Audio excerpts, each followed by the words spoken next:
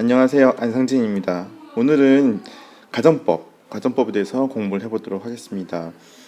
그래서 오늘 강의를 통해서 여러분들은 직설법과 가정법에 어떤 차이가 있는지, 그리고 가정법에는 현재, 과거, 과거 완료 이런 것들이 있는데 어떤 의미를 갖고 어떤 형태로 쓰이고 있는지를 확인하실 수 있겠습니다.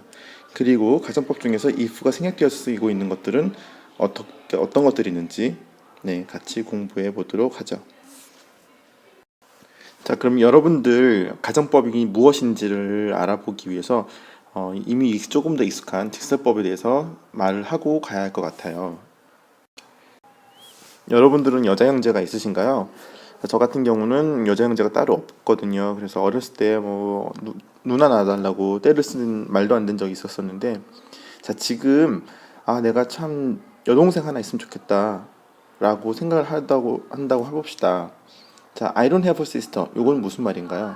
나에겐 지금 여자 형제, 여동생이 없다라는 거를 고지고대로 말을 하고 있죠. 근데 다음 거 보면요. I wish I had a sister. 여동생이 있었으면 한다라는 건데요.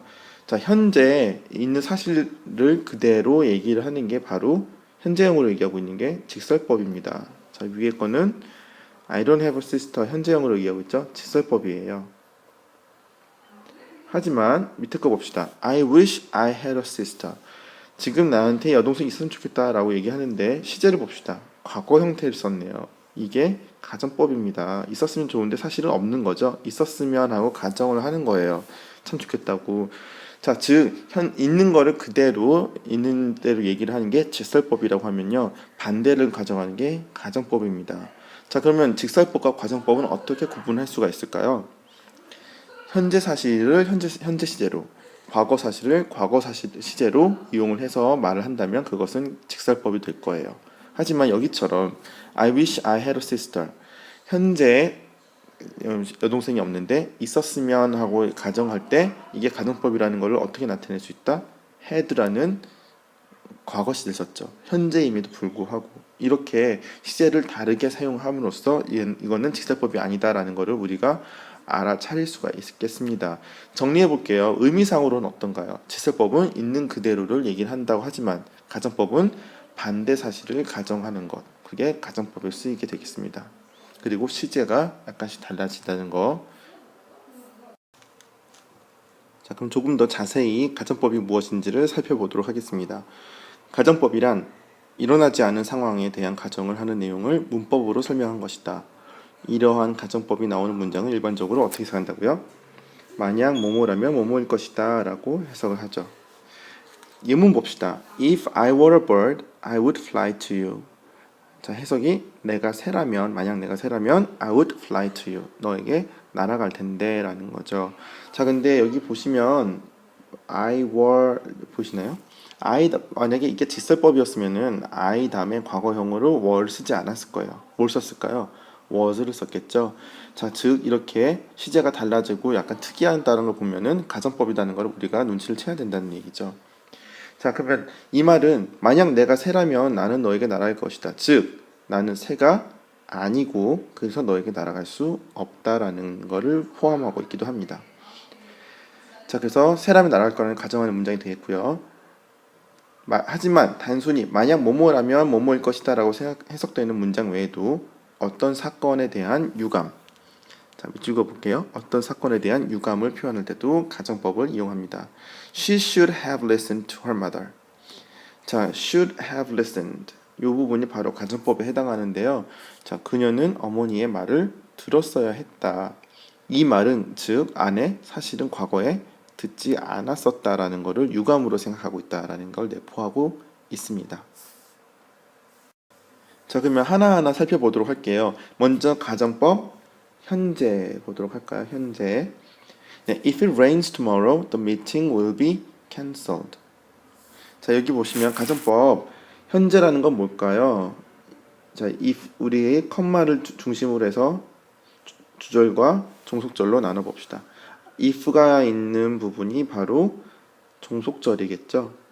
자, 그럴 때 여러분들은 가정법을 볼 때 if와 그 뒤에 나오는 주어 그리고 if절 종속절의 동사 시제를 잘 보셔야 되겠습니다. 그리고 주절에서도 조동사의 형태와 동사 형태를 보셔야 될 것 같아요. 자, 이걸로 우리가 가정법 무엇인지, 현재인지, 과거인지, 과거 완료인지, 미래인지를 확인을 하게 됩니다. 자, 그러면 가정법 현재 같은 경우는 어떻게 보이나요?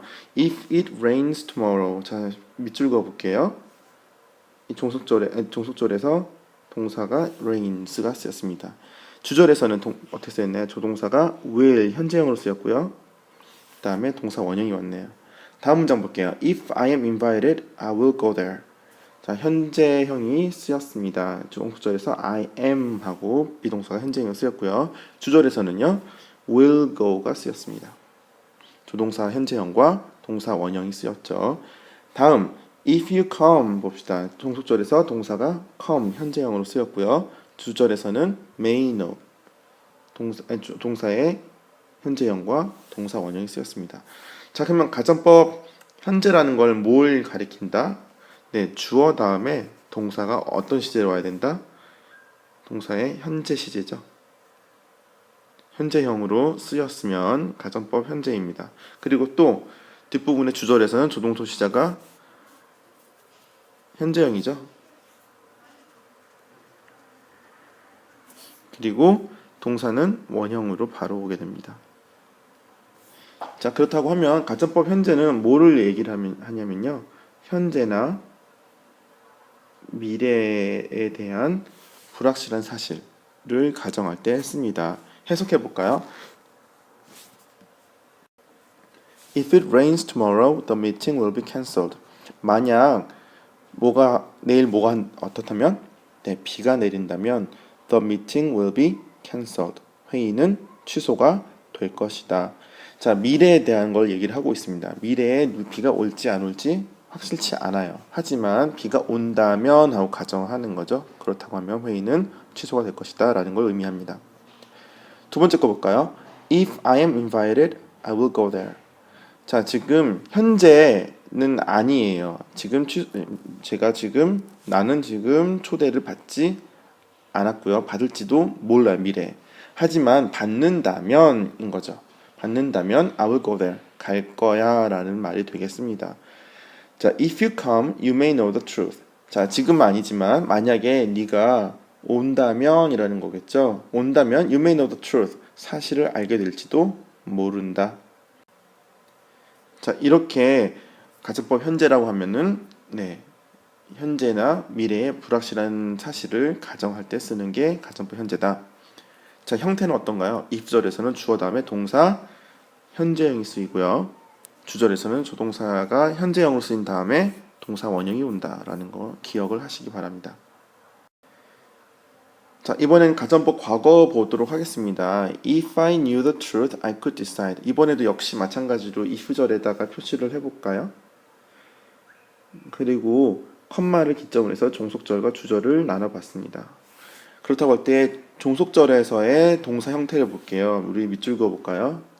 네, knew가 있죠. 주절에서는 could decide. 두 번째 문장, if he visited there, he might recognize you.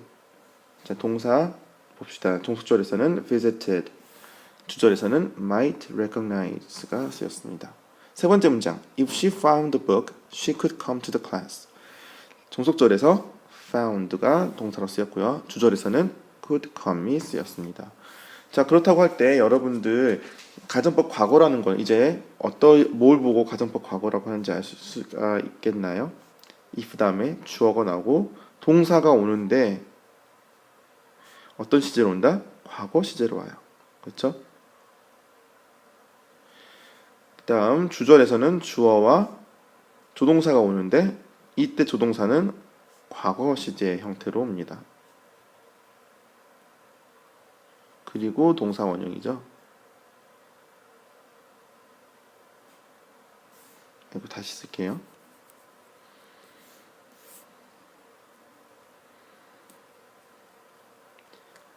자, 이런 형태를 가지고 있는 거 우리는 가정법 과거라고 합니다. 자, 근데 가정법 현재가 현재나 미래의 불확실한 사실을 가정한다고 반대 가정한다고 할 때 가정법 과거는 그럼 어떻게 될까요? 네, 이거는 바로 현재에 벌어진 일, 확실한 일에 대한 반대를 가정하는 겁니다. 이미 일어난 일.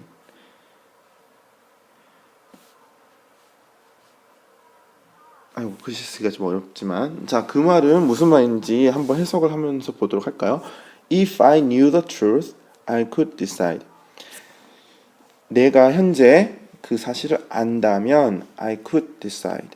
네, 결정을 할 수 있을 것이다, 있을 텐데 라는 거죠. 즉, 현재 알고 있다, 모르고 있다? 네, 현재 지금 모르고 있다라는 거를 얘기하고 있는 거예요. 모르기 때문에 사실은 결정을 할 수 없다는 뜻이 되겠죠. 다음 거 한번 볼까요? If he visited there, 그가 만약 거기에 간다면인 거죠. 방문을 한다면 he might recognize you. 너를 볼지도 모를 텐데, 너를 알아볼지도 모르는데 인 거죠. 그런데 이 말은 무슨 말인가요? 그는 지금 현재 거기 가지 않아요. 그래서 그는 너를 알아볼 수가 없어요. 그 뜻을 내포하고 있습니다. 자, if she found the book, 만약 그녀가 책을 찾는다면 she could come to the class. 수업 들으러 올 수 있을 텐데 라는 거죠. 거꾸로 얘기해서 지금 현재 그녀는 책을 찾지 못했어요. 그래서 수업에도 오지 않았다는 거죠. 올 수가 없었다는 거를 말합니다. 자, 이렇게 가정법 과거 보시면은 현재 이미 일어나고 있는 현재에 대한 반대를 가정하고 있다. 그 다음 시제를 보시면 if 다음에 주어, 동사 과거 시제가 쓰였고요. 주절에서는 주어, 조동사의 과거 형태와 동사 원형이 함께 쓰인다. 이게 가정법 과거가 되겠습니다. 자, 그럼 가정법 과거 완료를 볼게요. 자, 역시 세 개의 예문이 있는데요. 우리 if절에 if에 표시를 하시고 그 다음에 컴마로 주절과 종속절을 나눠 보겠습니다. 자, 첫 번째 문장 읽어보면서 우리 동사에다가 표시를 해보죠. 어떻게 조동사, 동사 이런 것들이 사용이 되는지 볼게요. If I hadn't been late, I could have participated in the activity. 종속절을 보니까요. 형태가 어떤가요? 과거 완료로 쓰였죠. had, 그렇죠? had와 비동사의 과거 분사인 had been. 자, 이래서 가정법 과거 완료라고 부릅니다. 그렇다고 할 때 주절은 어떻게 되어 있었나요? 조동사는 과거 형태로 쓰였죠. 그리고 조동사 뒤에 나오는 have 있기 때문에 동사 원형인 have. 그리고 역시 완료 시제를 유지해서 participated, 과거 분사 이렇게 왔습니다. 정리해 볼까요? 다시 한번 if 다음에요. 주어가 나오고요. 그 다음에 과거 완료 시제가 쓰이죠. 그렇다고 하면 주절에서는 주어 다음에 조동사는 어떻게? 과거 형태로. 그 다음에 have는 조동사 뒤에 오는 거니까 항상 동사 원형으로 쓰이고 그 다음에 과거 분사. 자, 이게 바로 가정법 과거 완료의 일반적인 형태가 되겠습니다. 확인해 볼까요? 두 번째 문장 가볼게요. If she had come, 과거 완료 쓰였죠. He might, 자, 조동사 may의 과거 형태가 쓰였고 have been, 완료 시제가 쓰였습니다. 다음 문장 볼까요? If you had not been absent, 네, 그 다음에 you could have solved the problem. 네, 그러면 해석을 한번 해보도록 하겠습니다. 첫 번째 문장으로 If I hadn't been late. 자, 가정법 과거 완료는 과거에 일어난 일, 이미 벌어진 과거 사실의 반대를 가정하는 거죠. 그렇다고 할 때 해석을 어떻게 하면 될까요? 만약 뭐뭐 했더라면인데요. If I hadn't been late. not이 있으니까 내가 늦지 않았더라면 하시면 되겠죠. 내가 만약 늦지 않았더라면 I could have participated in the activity. 그 활동에 참여를 할 수 있었을 텐데, 즉 늦었기 때문에 그 활동에 참여를 할 수가 없었다를 내포하고 있습니다. 다음 문장 보겠습니다. If you had not been absent. 만약 네가 결석을 하지 않았더라면 you could have solved the problem.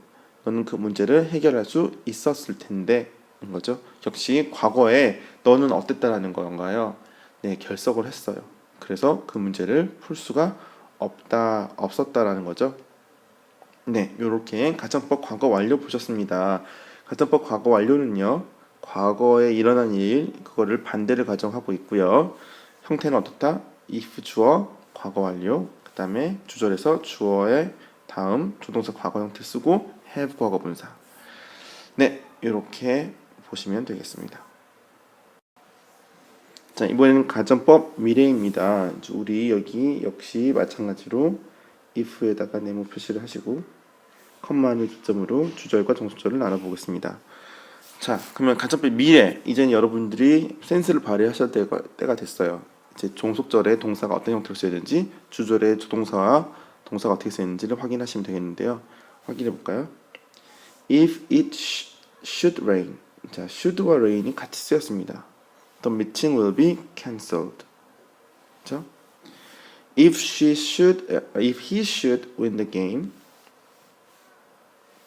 he will be happy. 자, 가정법 미래 같은 경우는요, 어떤가요? 자, 현재하고 비슷한데 단 하나 차이점이 있습니다. 미래에 보시면 should라는 조동사가 종속절에서 동사와 함께 쓰이고 있다라는 거죠. 정리를 해볼까요? if 다음에 주어 쓰시고요. should 동사원형. 그런 다음 주어 조동사의 현재형 그리고 동사원형이죠. 이게 가정법 미래입니다. 자, 그렇다고 하면 가정법 현재가 이미 미래를 얘기를 하고 있는데 가정법 미래는 어떤 의미의 차이가 있을까요? 네, 바로 일어날 리가 거의 없는 미래. 그러니까 일어날 거라고 일어나지 않을 거라고 확신하는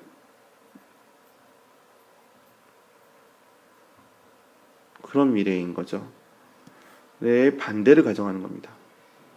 자, 일어날 리가 없겠지만 그래도 정말로 한번 일어난다면 이런 식의 뉘앙스가 포함이 되어 있다는 거를 이해하시면 될 것 같아요. 자, if it should rain tomorrow. 그러면 이건 무슨 말일까요? 내일 비가 안 온다는 거를 확신하고 있어요. 하지만 그래도 만약에 하나 온다면 인 거죠. 그렇다고 할 때 the meeting will be cancelled. 회의가 취소가 될 것이다 라는 걸 말합니다. If he should win the game, he will be happy. 자, if he wins the game 하지 않았어요. 이 말은 무엇인가요? 그가 그냥 이길 거라면 이게 아니라 이길 리가 없지만 혹시 만약이라도 이긴다면 이라는 뉘앙스를 포함하고 있다고 이해하시면 돼요. He will be happy. 그렇다고 하면 행복해하겠지. 자, 이게 가정법 미래가 되겠습니다.